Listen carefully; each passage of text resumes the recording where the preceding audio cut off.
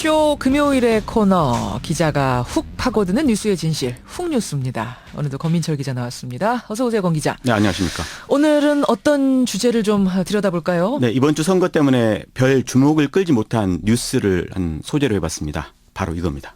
대한민국 어버이연합이 세월호 반대 집회에 아르바이트를 동원한 것으로 드러났습니다. 어버이연합이 조직적으로 세를 불려 세월호 참사 집회를 방해하고 과격 시위를 조장했다는 비판이 거셉니다. 내일이 세월호 2주기죠. 그렇죠. 세월호 가족들 가슴을 후벼 팠을 이야기였을 겁니다. 그런데 저는요, 여기서 한 가지 의문이 생겼습니다. 어떤 겁니까? 왜 어쩌다가 탈북자들이 이 보수단체의 꼭두각시가 됐을까 아하. 하는 그 부분입니다.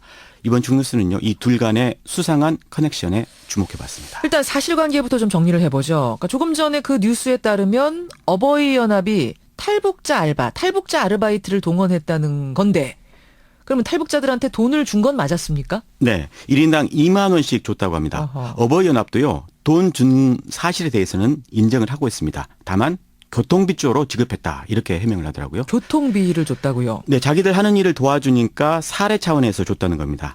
이번에 폭로된 그 내부 회계장부에는 2014년 4월부터 8개월간 모두 2,518만 원을 줬다고 돼 있습니다. 적지 않은 돈이네요. 그러면 8개월간 2,500여만 원이면 네. 어버이연합이 뭐 정부로부터 돈을 지원받는 단체도 아니고 아니죠. 그 돈은 그럼 어디서 난 겁니까? 네, 어버이연합은 아는 탈북자에게 빌렸다 이렇게 이야기를 하더라고요. 왜 탈북자들에게 돈을 빌려야 하는지 납득이 좀 어려운 대목이지만 어찌됐건 빌린 건 사실입니다. 하지만요, 그 이전에도 어버이연합에게 돈을 받았다는 탈북자들이 있는 걸 보면 돈 주고 사람 모으는 게 이미 관행화된 것 같습니다. 그래서 이게 동원됐다는 이야기가 나오는 대목인 거죠? 그렇죠. 이번에 폭로된 문서에만 8개월간 1,200여 명이 돈 받고 집회에 참여한 걸로 돼 있습니다. 8개월간 1,200명이요? 예. 이 숫자는 세월호 반대 집회에 39차례 참여한 연 인원이거든요. 그러니까 한 번에 평균 30여 명씩 참여한 거죠. 예. 많이 받아간 사람은 한 달에 4, 50만 원씩을 받아갔다고 합니다. 한 번 올 때마다 2만 원씩 받았으니까. 그렇죠. 탈북자들 중에 생활이 어려운 분 많다는데 그 액수면은 적지 않은 돈이네요. 그렇죠.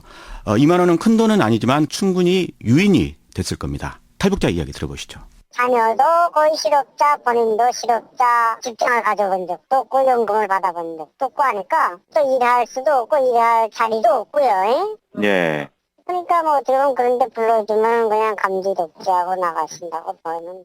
그런 데서 불러주면 감지덕지하고 나가시는 거다. 예. 돈 말고도 이 탈북자들을 동원한 또 다른 수단이 있었습니다. 또 다른 건 뭐죠? 바로 탈북자 조직입니다. 조직이요? 예, 탈북 어머니회라고요. 그 조직이 집회에 참석할 탈북자들 모은 거죠. 탈북 어머니회는 뭐 하는 단체입니까? 네, 2014년에 만들어진 말 그대로 탈북 여성들의 모임입니다. 예. 어버이연합 주요 활동이 반북, 반핵 이런 활동이잖아요. 그렇죠. 그 부분에서 공감대가 생겨서 서로 엮이게 됐다는 게 어버이연합 쪽 설명입니다.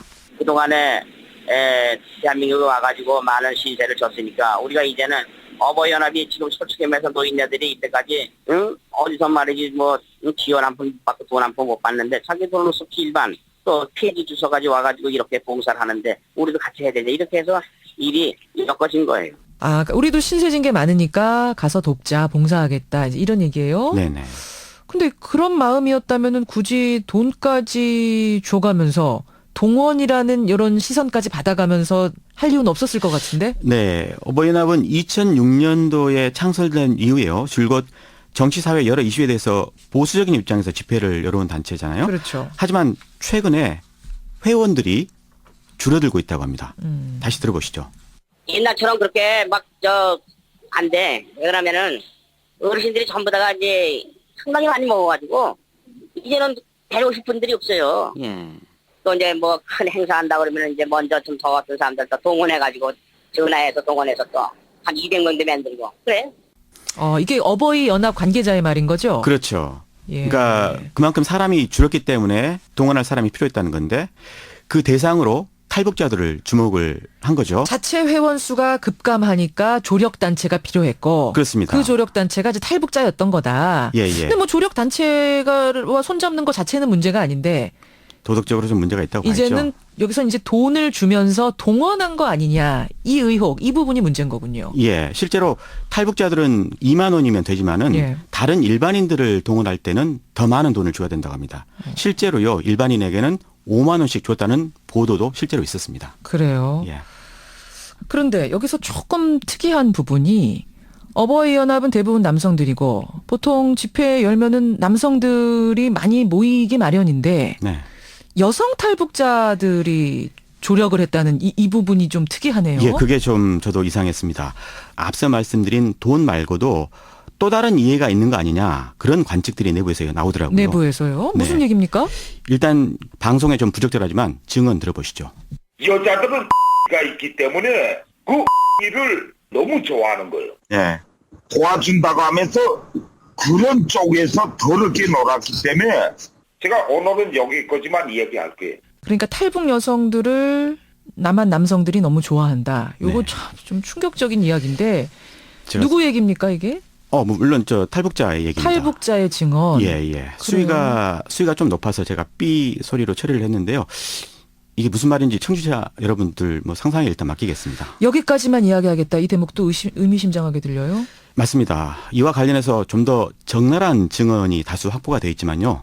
저 역시 여기까지만 하겠습니다. 그러면 반대로 탈북 여성들은 무슨 이해관계가 있다는 얘기입니까? 그동안 남한으로 유입된 탈북자들은 3만 명 정도 되는데요. 예. 70%가 여성이라고 합니다. 그렇죠. 그만큼 탈북 여성들이 많다는 얘기인데 그러다 보니까 탈북 여성들의 정착 문제가 사회 문제로 대두돼 왔거든요. 예. 탈북 여성들 사이에는 삶의 방편으로 남한 남성과 가까이 하려는 경향이 있다고 합니다.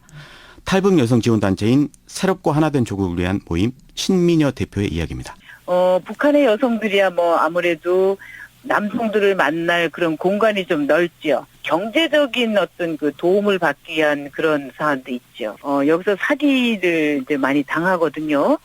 그러니까는 이제 남성들을 만날 때 이제 남성들의 경제적인 도움을 받게 되는 게 많죠. 그러면 실제로 탈북 여성들과 어버이연합 회원들 간에 뭔가 관계가 맺어졌던 실제 경우들도 있단 말입니까? 뭐 그거는 사실로 확인하기가 좀 어려운 문제죠. 남녀간의 관계니까요. 예. 그렇지만 누구랑 무슨 관계다 이렇게 이야기가 도는 것은 사실입니다. 한번 들어보시죠. 애인 관계가 하더라고요. 예. 구체적인 건 모르겠는데 어쨌든 둘이 좋아한다는 말은 들었습니다. 네, 이게 애인 관계라지만요. 이미 탈북자들이 경제적으로 어려운 처지이기 때문에 이거를 일상적인 남녀 관계로 보기에는 좀 어려울 겁니다. 이런 걸 글쎄 일반화하기에는 그러니까 모두 다 그렇다라고 할 수는 없지만 네. 또 탈북 여성들 가운데 신념에 따라서 집회에 자발적으로 참여하는 경우도 있으니까 물론입니다. 다 싸잡아서 얘기할 수는 없겠지만 지금 내부에서는 이런 이야기들이 나온다는 이야기군요. 그렇죠.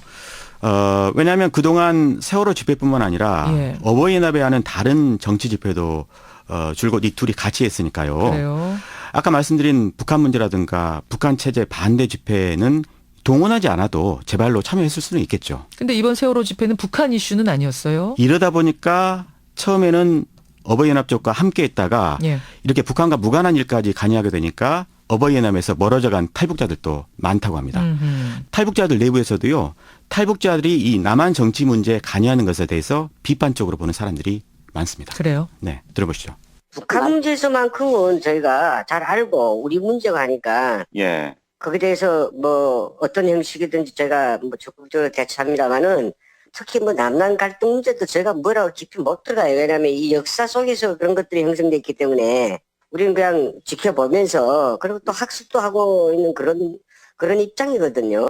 이번 사건이 남한 사회에 탈북자들에 대한 좋지 않은 인식을 심어주지 않을까 그러니까요. 그렇게 걱정이 됩니다. 탈북자 하면은 또 다른 약자로 자리 잡은 계층 아닙니까? 초창기에는 이들을 일컬어서 먼저 온 통일이다. 뜨겁게 환영해 줬었는데 점차 이렇게 사회의 천덕꾸러기로 전락하는 건 아닌지 그런 부분도 걱정이 됩니다. 또 그렇게 자리매김하는 데는 우리 남한 사회의 책임은 없는지 이번 기회에 다시 한번 생각해봤으면 좋겠네요. 네, 권민철의 훅뉴스 권민철 기자 수고하셨습니다. 고맙습니다.